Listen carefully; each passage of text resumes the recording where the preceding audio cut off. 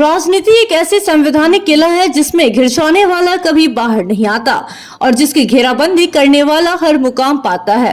बिहार के मुख्यमंत्री नीतीश कुमार आज तक इस किले में नहीं घिरे। वो किले की घेराबंदी कर पिछले 1.5 दशक से सत्ता पर काबिज है। 2019 में जब केंद्रीय सत्ता की लड़ाई छिड़ी थी तो वो 2 साल पहले महागठबंधन छोड़कर एनडीए में वापस चले गए थे, लेकिन 2024 की लड़ाई के 2 साल पहले ही वो दोबारा महागठबंधन में लौट आए हैं। पिछली बार भी वो स्वाभाविक विपक्षी दावेदार बन सकते थे, लेकिन इस बार भी दौर से बाहर नहीं है। 2019 की जनादेश के बाद कांग्रेस से कुछ क्षेत्रीय दलों की एलर्जी ज्यादा मुखर हुई है। ऐसे में इन तमाम पार्टियों को एक साथ लाना सचमुच एक कठिन चुनौती है। इस चुनौती को नीतीश कुमार ने स्वीकार किया है। विपक्ष की एकता के सूत्रधार की भूमिका उन्हें सौंपी गई है, यह अकारण नहीं है। विपक्षी खेमे की बात करें तो नीतीश कुमार सबसे अनुभवी मुख्यमंत्री है। कभी जंगल राज के लिए बदनाम बिहार में बदलाव के जरिए एक समय नीतीश की छवि सुशासन बाबू की भी बनी।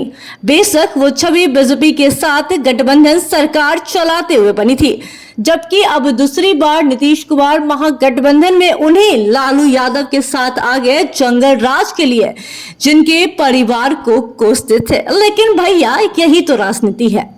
कहना मुश्किल है कि विपक्षी नेताओं के विरुद्ध सीबीआई, ईडी जैसे केंद्रीय जांच एजेंसियों की कार्रवाई विपक्षी एकता की कवायद को तेज करती है या फिर इसकी कवायद से उनकी कार्रवाई रफ्तार पकड़ती है। दिल्ली में कांग्रेस अध्यक्ष मल्लिकार्जुन खड़गे के घर हुई नीतीश कुमार की बैठक के बाद 2 राज्यों में सरकार वाली आम आदमी पार्टी के संयोजक अरविंद केजरीवाल की उनसे मुलाकात में सकारात्मक प्रतिक्रिया और अगले दिन एनसीपी प्रमुख शरद पवार की खड़गे व राहुल गांधी से मुलाकात के बाद यह कवायद गति पकड़ती नजर आ रही है।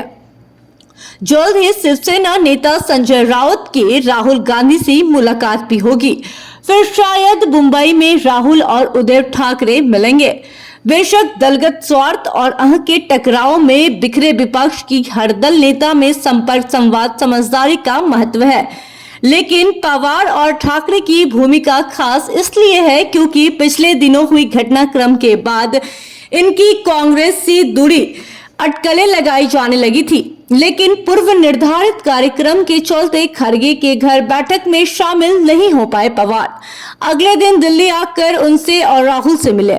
एनसीपी सुप्रीमो ने साफ कर दिया है कि विपक्षी एकता समय की मांग है और उस दिशा में हर संभव प्रयास किया जाएगा। बीजेपी के साथ ही कांग्रेस से भी समान दूरी बनाने की वकालत करने में समाजवादी पार्टी और बीआरएस के अलावा तृणमूल कांग्रेस, आप और बीएसपी ज्यादा मुखर रही है। कांग्रेस के साथ इन दलों की संवादहीनता इस हद तक है कि किसी भी मध्यस्थ के जरिए ही बात हो सकती है। इसलिए नीतीश कुमार को यह दायित्व सौंपा गया है कि वो इन दलों के नेताओं को कांग्रेस के साथ बातचीत के लिए बिठाने की भूमिका तैयार करे। यह काम आसान नहीं है, लेकिन नीतीश कुमार के राजनीतिक अनुभव और छवि के मद्देनजर नामुमकिन भी नहीं माना जा सकता। विभाजित जनता परिवार के सदस्य अखिलेश यादव की समाजवादी पार्टी और जयंत चौधरी की आरएलडी को कोई समस्या नहीं होगी, लेकिन मायावती का मन तो हमेशा चुनाव से पहले ही पता चलता है। दिल्ली के बाद पंजाब में भी सरकार बनाने और अब राष्ट्रीय दल का दर्जा पाने के बाद अरविंद केजरीवाल की महत्वाकांक्षाओं को छलांग मारना स्वाभाविक है, लेकिन केंद्रीय जांच एजेंसियों को अंकुश उन पर लगा है। पिछले साल तेलंगाना के मुख्यमंत्री केसीआर भी बीआरएस बनाकर प्रधानमंत्री बनने के सपने देख रहे थे, लेकिन दिल्ली के शराब नीति घोटाले की जांच की आज उनकी बेटी तक पहुंचने के बाद हालात बदले हैं। तेवर पश्चिम बंगाल के मुख्यमंत्री ममता बनर्जी के भी बदले हैं, जिन्होंने पिछले महीने ही सागरदिघी विधानसभा उपचुनाव में कांग्रेस से हार के बाद तृणमूल कांग्रेस के अगला लोकसभा चुनाव अकेले लड़ने का ऐलान कर दिया था।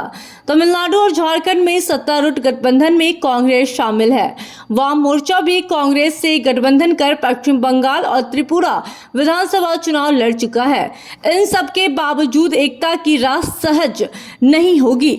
इन राज्यों में कांग्रेस और क्षेत्रीय दलों के बीच सीटों का बंटवारा खास मुश्किल होगा।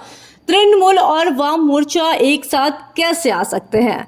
सवाल उड़ीसा के मुख्यमंत्री नवीन पटनायक और आंध्र प्रदेश के मुख्यमंत्री जगन मोहन रेड्डी का भी है। यह दोनों अकेले दम राज्य में सरकार बनाने में सक्षम हैं। दोनों अभी तक राष्ट्रीय राजनीति में तटस्थ भूमिका निभाते रहे हैं। जगन की वाईएसआर कांग्रेस ने तो वक्त जरूरत राज्यसभा में मोदी सरकार की मदद भी की है।